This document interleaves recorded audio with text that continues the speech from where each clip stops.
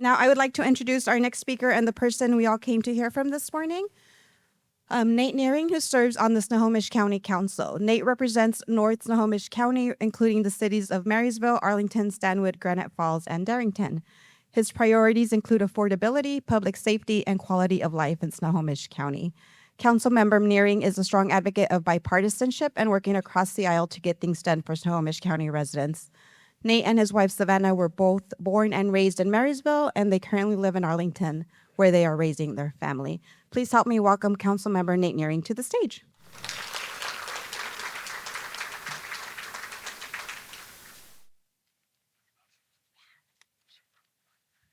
Well, thank you, Yvonne. It's great to be back here. I was talking with Yvonne earlier, and she said, Nate, you've got 2 or 3 hours, so I hope everybody's comfortable this morning. Looking forward to giving a brief presentation on Snohomish County and just an update on some of the things that are happening, some of the challenges we're facing, and a lot of the opportunities as well. I see a lot of familiar faces, and so it's great to see a lot of folks again. For those who I haven't met before, my name is Nate Nehring, and I have been serving on the County Council since 2017, so almost 10 years now. And just feel very blessed and privileged to get to serve in this role in county government. You know, there's a lot of incredible work being done in local government, and it's such a pleasure to be a part of a great team that is doing that work, and that includes lots of different partners from staff at the county to our cities and school districts, our friends at the Tulalip tribes. I see Chair Shotbell's here. Thanks for being here. The PUD, Commissioner Logan, and a whole host of other both government, nonprofit, business organizations who are all rowing in the same direction to move Snohomish County and our citizens forward. And so, like I said, it's just a real honor and a privilege to get to be a part of that team. And I look forward to sharing a little bit about what has been going on recently and maybe a look forward at what we can expect in the next few months and years here in Snohomish County. On the personal side, Yvonne mentioned I born and raised in Marysville. Both my wife and I were, and we live in Arlington now and are raising our 4 kids. We've got a 7-year-old, a 6-year-old, a 4-year-old, and a 10-month-old at home. And so we like to tell people that we're playing the zone defense at home in the Nehring house and having a lot of fun with that. But we love living in Snohomish County and look forward to raising our family here. So I'm one of 5 county council members. A lot of people, go back here for a sec. A lot of people are unsure of what county government does, right? Many people live in cities and you're maybe familiar with the city council and how all that works. So county government covers all of Snohomish County, and we have 5 council members, each representing a different geographic district. So I represent the northern part of Snohomish County, Marysville, Arlington, Stanwood, Granite Falls, Darrington, and the unincorporated parts of northern county. And we make decisions that impact all residents, whether you live in a city or in an unincorporated area. But if you are in an unincorporated area, we're your direct representation at county government. And we'll get into that a little bit more in the presentation here. Let's see, where should I be pointing this? That way. All right. Oh, there we go. Okay, so here's just some general stats on Snohomish County. Our population is just over 870,000 people. We're the 3rd largest county in all of Washington state. And in short order, we're expected to surpass Pierce County to become the 2nd largest county in Washington state with a lot of the growth that we're seeing throughout the county. We have approximately 300,000 jobs in the county. And our top 5 employers, and caveat, these are not employers located in the county, but top 5 employers of Snohomish County residents. We have the Boeing Company, which should come as no surprise, and then the tech sector with Microsoft and Amazon, Providence Swedish, and then Naval Station Everett rounding out the top 5. So let's talk a little bit about the county budget. As the county council, the legislative branch of Snohomish County, we have 2 primary responsibilities. The first is passing or amending existing laws at the local level, at the county level. The other is passing the county budget. And so this is a big responsibility for us. We used to do this on an annual basis. Now we're on biennial budgeting. And what that means is we pass a 2-year budget plan. I think this is a good idea because it allows for better long-term planning, more fiscal sustainability when you have that 2-year plan instead of just the annual budget that's done every year. And so this year, this coming November, we'll pass our next biennial budget. So there's work being done already by staff and departments to start preparing that process. And how it works is the county executive will work with departments and propose a budget, and then the 5 council members will deliberate, make changes, and then ultimately adopt a budget in November that will go into effect the following year. So what does the budget look like? At Snohomish County, we have a biennial budget of just over $3 billion. And that's a lot of money that is made up of property tax revenue, sales tax revenue, a lot of state and federal grants. In fact, we have some departments, like our Human Services Department, our Department of Emergency Management, that are almost entirely funded through grants. And so we work really hard to go and leverage your tax dollars to get a lot of state and federal grant funding. Our general fund is about $700 million or so. So if you think about the big $3 billion biennial budget, a lot of those funds are appropriated to specific costs, right? So you have funding coming in for roads, for example. That has to be spent on roads. We can't take roads money and spend that on police officers or economic development. So our general fund, or about $700 million, is essentially what we have discretion over as a county council. That's your property tax dollars that come in, and that goes to fund the criminal justice system, that goes to fund the different services that the county provides. And so that's really the large focus of our budget process each year. You can see on the pie chart to the right here, sort of an average property tax bill. So our favorite time of the year, right, is getting in the mail from the county treasurer your property tax statement. We all look forward to that. No, we don't, right? But a lot of people think, well, I'm getting this property tax statement from the Snohomish County treasurer, so all that money must be going to county government. How it works is the county treasurer is responsible for collecting property taxes for a whole host of different taxing entities in Snohomish County. And you can see all those listed here if you can read it. I know it's in small print. But you've got the state government, you've got local school districts, fire districts, hospital districts, library districts, ports, all sorts of different junior taxing authorities, all of which have their own governing bodies, typically an elected governing body, and make their own decisions about how those tax dollars are spent, whether to increase taxes or not. And then the county treasurer's job is just to collect that money and then distribute it to those agencies. So you'll see that Snohomish County collects about 6 cents on every dollar. That's if you live in a city. If you live in unincorporated Snohomish County, there's an additional 4 cents collected for roads. So either 6 or 10 cents on the dollar that's going toward county government, and that goes to fund a whole host of different services that the county provides, again, whether you live in a city or in an unincorporated area. So if you're in a city and you call 911, say the city of Marysville, you're going to get the Marysville Police Department responding. You're going to drive on city roads, you're going to visit city parks. If you live in unincorporated county and you call 911, you'll get the county sheriff's department responding. You're going to drive on unincorporated county roads, maybe you're visiting county parks. But there are services that county government provides to all residents, regardless of where you live. So you think about like our election system. Anytime you're filling out a ballot, it's the county auditor's office that's overseeing that election process. Any engagement you have with the court system, like our county superior court or district court, hopefully you're not getting prosecuted. Hopefully it's like jury duty or something. That's the way you're engaging with the system. But that's all run through county government. And so again, a whole host of services. Some of those are directed toward unincorporated residents, but a lot of them are directed toward residents, whether you live in a city or an unincorporated county. So like I said, we're going to be coming up into our budget process this fall. One of my big priorities is trying to make sure that we stretch your tax dollar as far as it can go. I know there's a lot of tax fatigue out there. We've seen at the local, state, and federal level a significant tax burden on residents and families and businesses. And so my biggest priority is, when we're facing tough budget situations as a local government, we should try to respond in the same way you all have to as businesses and as families. And that means tightening the belt, trying to find efficiencies, trying to reduce unnecessary spending as a first look. And then only after we've done that, we can look at tax increases and whether those are needed. But I'm proud to have voted against property taxes since I've joined the council and tried to propose budgets that balance without raising the tax burden on our residents. Let's talk a little bit about public safety. So these are some stats from our Snohomish County Sheriff's Office, 2025 compared to 2024. I won't go through each of them. You'll see that some of these stats are up, some are down. Overall, the Snohomish County Sheriff's Office is reporting a slight decrease in crime from 2025, from 2024 to 2025. This is good news, of course, but we want to continue to build upon that and continue to attack this issue and make sure that crime is being reduced in Snohomish County. One of my favorite things to do is to get out, and I try to do this on about a quarterly basis, and do ride-alongs with our sheriff's office. They have a number of different units, so I try to get out with different teams. You'll see in the picture here, I'm with the K9 unit. Most recently, I was out a couple of weeks ago. I did the graveyard shift in South County with our patrol teams. Been out with our embedded social worker teams a lot, and I'm a big fan of the great work that they do to get folks who are struggling with addiction and mental illness and homelessness connected with services.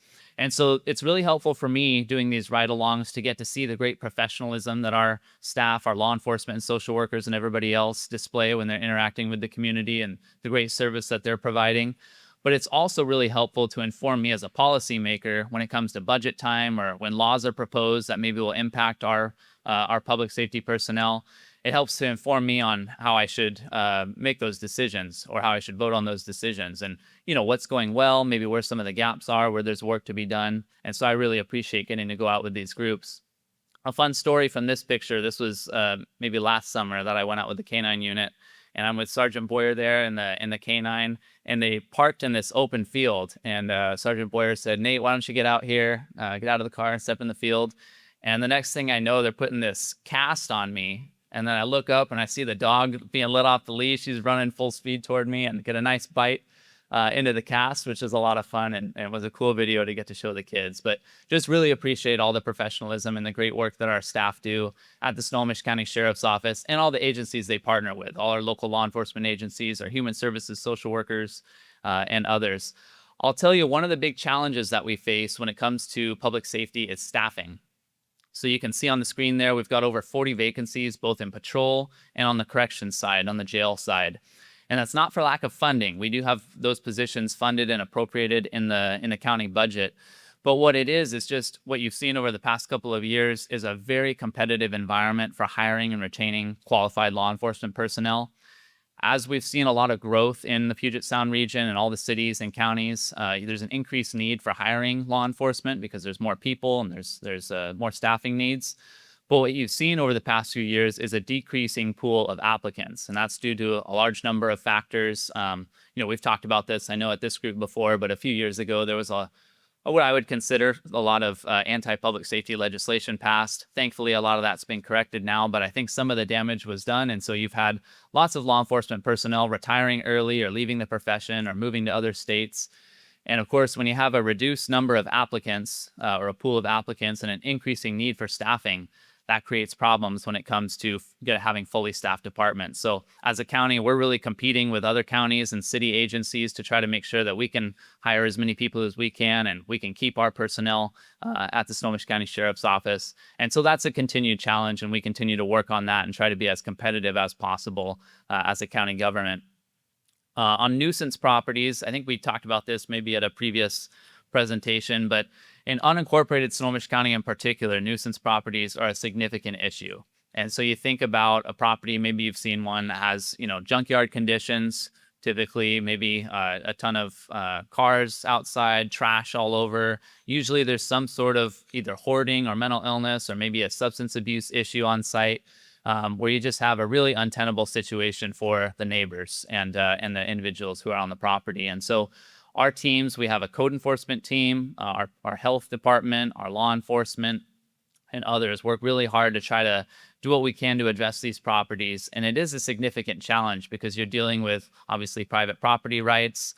We try to go through the voluntary abatement process to work with property owners to see if we can help them get the property cleaned up, because the mandatory abatement process, has to go through court. It takes several years. It's very expensive. And so this is a big challenge. I hear about these properties very often, and it is something that we're working hard on. We worked to get a state law change this last year that allows for real estate excise tax dollars to be used for property abatement to help increase some resources going toward this sort of work so that we can get more properties cleaned up each year. But if you know of any properties in an unincorporated area that you're concerned about, happy to talk with our code enforcement team about that. So please feel free to reach out anytime. Homelessness and addiction. So this oftentimes goes hand in hand with public safety. It doesn't always. So to be clear, there are certainly situations of homelessness where somebody either is struggling from financial instability, or maybe is a victim of domestic violence, and there's not a connection to drug addiction or mental illness. But in large part, the visible homelessness that you see, whether it's in downtown Everett or Smoky Point or wherever you may be, if you're seeing tent encampments, 9 times out of 10, there's a drug addiction there, or a mental health issue, or a combination of the two. And so that creates a significant challenge for local governments to respond to. I would say this is the biggest issue we face as a county, and I think that's probably true of any county that you ask across Washington state, or frankly across the entire country. It's a significant problem. We put a lot of money into trying to make sure that we have resources available, we have housing, we have behavioral health and treatment for those who are struggling with homelessness and addiction and mental illness and want to get out of that situation and into a healthy and more sustainable life. I think it's really important we meet those people where they're at, treat them with dignity, and have resources for them to get into so that they can get back into a sustainable lifestyle. On the flip side, there is a significant population, and I've been out several times with our social workers and heard these conversations firsthand. There's a significant population that is so deep in their addiction, whether that's to fentanyl or meth or whatever it may be, that they are unwilling to take on treatment. And so you'll hear this quite a bit. It's almost like it's the same story, at least when I'm out with the social workers and I hear these interactions. They'll go to somebody who's living in a tent or a dilapidated RV or whatever it may be and is clearly using, and they'll say, hey, we can get you out of this situation. We can get you into housing and treatment and, job training down the road. And they'll say, no, just leave me alone. Let me do this. I'm happy where I'm at. And obviously that's not what's best for them, right? But the way that the drugs chemically alter, the brain function and all that, these people are clearly not in the right space of mind to make good long-term health decisions for themselves. And so the big challenge I think we face is, what do we do with that population? And in my mind, there has to be some accountability. There has to be a component where we say, look, we're not going to allow you to just live out here, do open air drug use, defecate on the streets, do property crimes and cause problems for neighborhoods and for businesses. We have to have accountability, and we can't tolerate that. And, I think that's truly compassionate. You hear these ideas of compassion in other areas of, well, why don't we just leave them alone, let them do their drugs, let them, be in their tents and whatnot. I don't think there's any true compassion there, because what you see with fentanyl is there are no long-term fentanyl addicts, like maybe there are with other drugs. But fentanyl is so deadly and so potent that you're almost guaranteed to have an overdose and to die from the drug if you continue using it. And so I don't think it's compassion to say, just leave these people alone, let them be. I think true compassion is saying, look, we're going to offer treatment. We're going to lead with that. We want you to get the help that you need. But if you don't take that on, then we've got to make an arrest. We've got to prosecute outstanding warrants, and we've got to go that route, because frankly, that's what turns a lot of people around, right? Is they hit rock bottom, whether that's in jail or wherever it may be. And then they're able to make the decision and have that moment of clarity where they say, okay, now it's time to make a change, and it's time to get help. So we do have those resources available, but again, I want to emphasize just how important it is that we have both the compassion side, but also the accountability side, and those need to work hand in hand in order to achieve some success here. We have a couple of new facilities in the county. A couple of years ago, we purchased what are called New Start Centers. So these are two motels that were purchased. One is in Edmonds, one is in Everett. And just to be clear, I voted against these. I'm not a huge fan of local government getting into the landlord business. But the purpose of purchasing the hotels was to convert them to housing for individuals who are struggling. One of the issues I had at first when these were purchased was it was intended to be essentially no barrier housing, where somebody would come off the street. There would be no expectation that they stop using. There's no mandated treatment, none of that. And so somebody could, enter into the housing, continue using drugs, and presumably you'd have other people in the facility that are trying to get clean, and they're surrounded by others that are using. And so just an untenable situation, I think. Thankfully, over the last couple of years, there's been a real shift, and a lot of credits due to staff and the folks that are going to be operating these facilities, to where now there's a lot more guardrails that are put in, where somebody's got to be 30 days clean and sober before they enter the facility. There's treatment and wraparound services that are going to be on site. So while I'm still a little skeptical of government getting in the landlord business, I do appreciate all the work that's been done to provide some accountability measures at these sites, and hopefully help those who are going to be staying there to achieve those goals of recovering and achieving sobriety. All right, let's talk a little bit about economic development. So some things I'm really excited about here. The first one is near and dear to my heart, and that's the Regional Apprenticeship Pathways Program. So for those who aren't familiar, this is housed at Marysville-Pilchuck High School, although it's open to students countywide. So high school juniors and seniors in Snohomish County are eligible to participate in this program.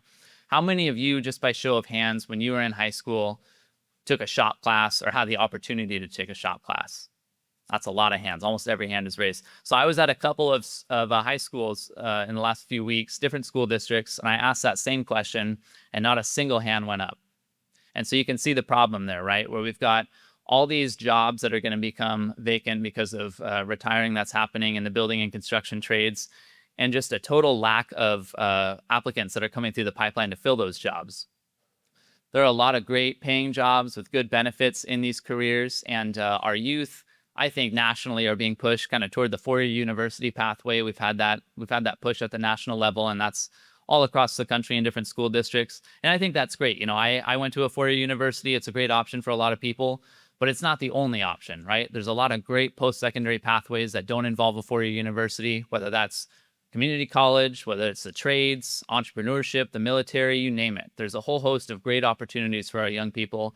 And I think it's really critical that we are helping to foster as many opportunities as possible for our high schoolers to go into successful post-secondary options. And so the regional apprenticeship pathways is one of those options.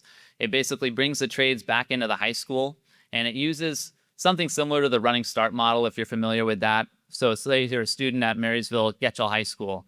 You'd spend half your day at Getchell doing your traditional education program, and then the other half day you'd be at Marysville Pilchuck High School working with your hands, building things, getting OSHA safety certification and other important tools, all while working toward your high school graduation requirements.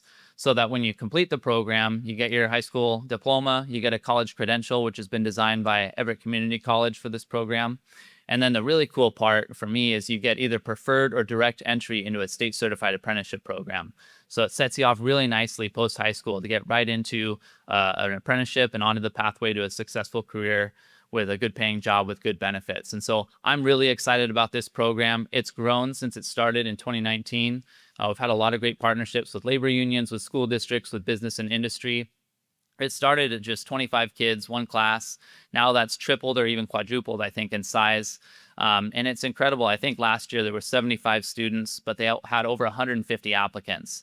And so what that means, of course, is you have so much interest that for every student who has the chance to participate, there's at least one other student who is being turned away just because of lack of capacity. And so I think it just demonstrates the need for more programs like this. I know Snow Isle does a great job of doing similar programs, and the RAP program, and all of these just have a lot of interest. And so it'd be great to see more of these. And what was really cool for me is we had the governor's office, OSPI, and our state legislators come in. This was a year or two ago, and they toured the RAP Center, and they did their work there, and they ended up passing a bill a couple sessions ago that uses the RAP Center as a model to site other these facilities statewide so that other students throughout the state have these same opportunities. So, we hear a lot of, maybe some negative publicity on the Marysville School District, but it's great to see this where they're being highlighted statewide for some of the great work that's happening, and just to really appreciate the team there and all of their partnership on making this such a success. So they do an awesome job. Paine Field Airport. This is a big asset for Snohomish County, something I'm really excited about. Just by show of hands, how many people have flown out of Paine Field since it opened up? Almost everybody. And what do you think? Good. That's good to hear. I'm a big fan of Paine Field. I love flying out of there when I can as an alternative to SeaTac. Beats the drive. Paine Field, you can show up like half hour before your flight. You're immediately through security and into your gate, which is great to see. The complaint I have, and I hear from others, is we need more flights, more destinations, and maybe more competitive prices compared to SeaTac, right? And part of the reason for that right now is that we're limited at Paine Field to 23 flights in and out per day, just because we only have the gates there that we have. And so we have only one anchor airline, obviously, which is Alaska, and the flights that they're doing, and they've been a great partner. But we recently at the county council passed a long-term airport master plan. And what that will do is it opens up the gate to build additional capacity at Paine Field. So you'll have new gates being built in the coming years. And that means hopefully new anchor airlines, new flights, new destinations. And when you have more of that competition, that should drive prices down. And so I'm really excited to see what's going to happen at Paine Field in the coming years, and think that's going to be a great asset, both for passenger service for all of us who love to fly out of Paine Field, but also for economic development and business growth and job growth. If you think about it, having a flourishing airport is critical to bringing businesses nationally and even internationally to Snohomish County to locate and grow jobs here and help out the local economy. So I'm really excited about Paine Field and look forward to seeing what's going to happen there. I'm on the Economic Alliance Snohomish County Board of Trustees, and so just a pitch for all the business owners in the room. Economic Alliance. We recently had a new CEO. Well, I guess it's not so recent now, maybe a year and a half ago. Ray Stephenson took over as CEO. He's the former mayor of Everett, and I think he's done just a tremendous job of turning that organization around and really moving in the right direction to really focus on how can we support our local businesses, our local chambers to grow and to be successful, and then how can we also attract new businesses and jobs to Snohomish County. So if you're a business owner and you want to get connected with EASC, please feel free to reach out to me afterward, and I'm happy to get you connected with Ray or others. But we want to make sure that the Economic Alliance is supporting all of our local businesses and chambers, and so we'd love to connect you there. I also have the privilege of serving on the Lodging Tax Advisory Committee, where we take lodging tax dollars and appropriate that for different tourism and business needs. And I'll talk about a couple of those on the next slide here. So we've got this little event happening this summer. It's this tiny soccer tournament that happens every 4 years. You may have heard of it. The FIFA World Cup is coming to the Puget Sound region, and this is really exciting. I think presents a lot of opportunity for our area. A lot of challenge too. I don't know if I'm very excited to get on I-5 during that month. I think it could be a little bit of a challenge there, but a lot of opportunity for our local businesses, for our restaurants and hotels and other businesses who are going to see, I think, an influx of people from outside the state, outside the country as the World Cup comes here. We have, I think, 13 matches in the area with 6 in Seattle and 7 in Vancouver. And so again, at Snohomish County, our objective is to try to get people to Snohomish County, to stay in our hotels, eat at our restaurants, frequent our local businesses, and to make a good impression so that after the World Cup is over, hopefully these people are coming back at a future time to visit Snohomish County again. So really excited about that opportunity. And then kind of coinciding with that is America 250, the 250th anniversary of our country's founding on July 4th. And so lots of different cities and community organizations are putting on America 250 festivities. And I'm really excited about that and look forward to participating. And I hope you all will too. So let's talk about childcare a little bit. This is something that we hear quite a bit, the lack of affordability and accessibility when it comes to childcare. And a lot of this is regulated at the state level, but there are some things that we can do to take small but positive steps in the right direction at the local level. And so I was able to co-sponsor some legislation to change the zoning a little bit, just to make it easier to site and get permitted childcare facilities to hopefully increase accessibility. I'm also on the YMCA board, and the YMCA recently opened its new early learning center here in Marysville at the Marysville Y, and also doing some other work on early learning throughout the county. And so there's some good work being done here, lots of work still to be done. And again, I think some of that needs to happen at the state level as well. One of the things we've tried to focus on as a county government, both as an employer and as a service provider to the community, is how can we be more family friendly, put on more community events and do all that good stuff. Cities do a great job of that. Like the city of Marysville, I know Tulalip does a great job of putting on really cool community events for folks to come together and just build community. It's a little more challenging at the county level because we're primarily servicing unincorporated areas and kind of sparsely populated areas across the whole geography of Snohomish County. But we want to try to improve on that, put on more community events in addition to the annual Evergreen State Fair, which many people visit. And so we are doing more of that, have been doing the last couple of years, and we'll continue to build on that and look forward to seeing more opportunities for the community to come together in Snohomish County. So with all the growth that we're seeing throughout the Puget Sound, and that includes Snohomish County, one of the main questions I get is, what are we doing to preserve our natural environment? This is one of the reasons that many of us love living here in Snohomish County, whether we've lived here all our lives or we moved here, that maybe this is what attracted us to the area.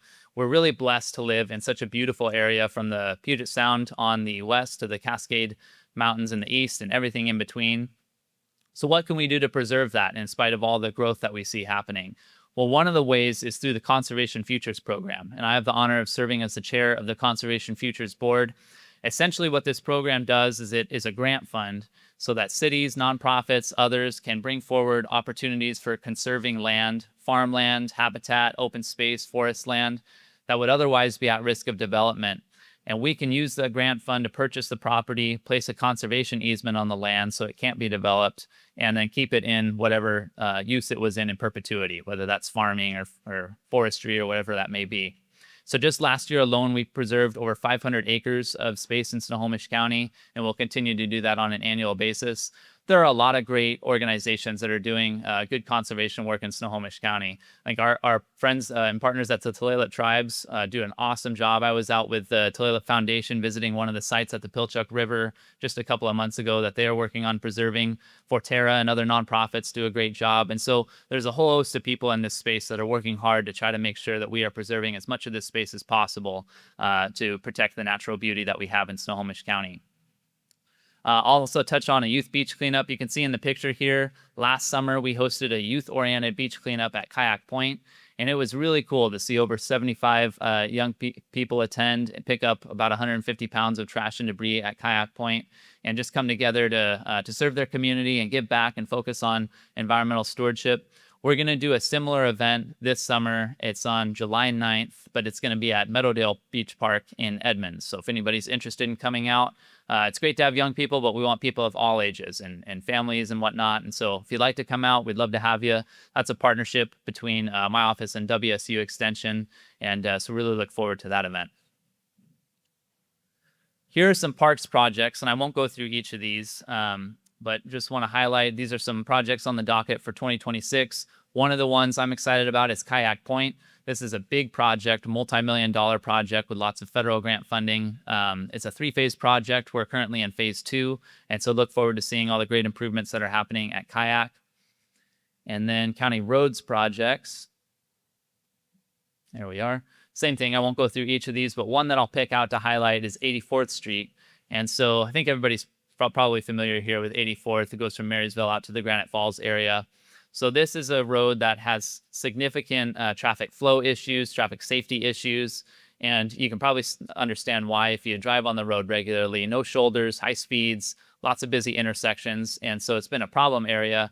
The County Public Works Department has been doing a traffic safety and flow study, and so you're going to see some great improvements here from roundabouts to improve traffic flow and traffic safety, maybe speed reductions and other things to try to facilitate better flow and, again, improve safety on 84th. Fairly similar to what we saw on 67th Avenue, where we had 2 3-way stops put in and then a speed limit reduction.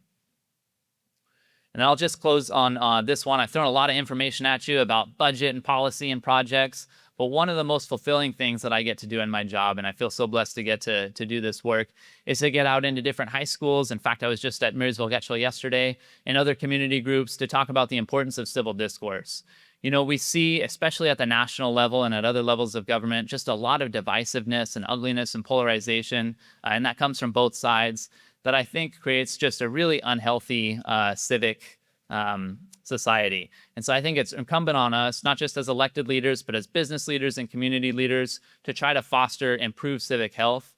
And for me, what that means is being willing to engage with people who have different beliefs or think differently or have different experiences, and engage in a respectful way, in a thoughtful way. And that doesn't mean that we always have to agree or we always have to come to the middle and find a compromise, but it means saying it's okay to disagree.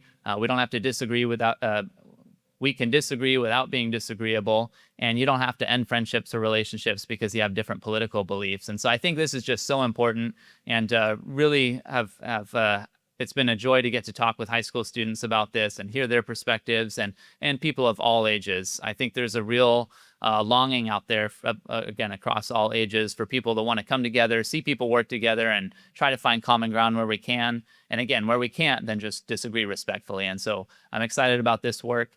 I'll just close before I take some questions if there's time by saying I try to have an open door policy at the county council. So it's a real privilege to get to serve you and represent you. If you have any ideas for changes or improvement, questions, concerns, criticisms, I would love to hear from you. Almost all of the policies that I've introduced since I've been a council member have come directly from people on the ground, whether that's residents or businesses or organizations that are doing work in various areas. Well, they'll bring a problem forward, and then we're able to work together on a solution, bring that to staff, and take it through the legislative process.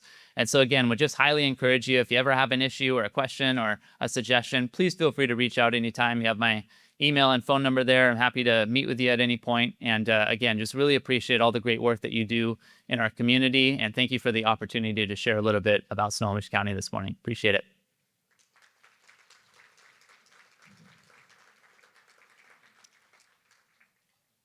Questions? Okay, we have time for, yeah, right here.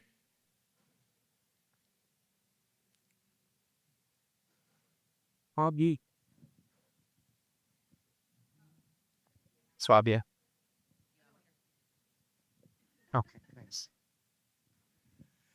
I really want to compliment you on the civil discourse and working with political parties on both sides.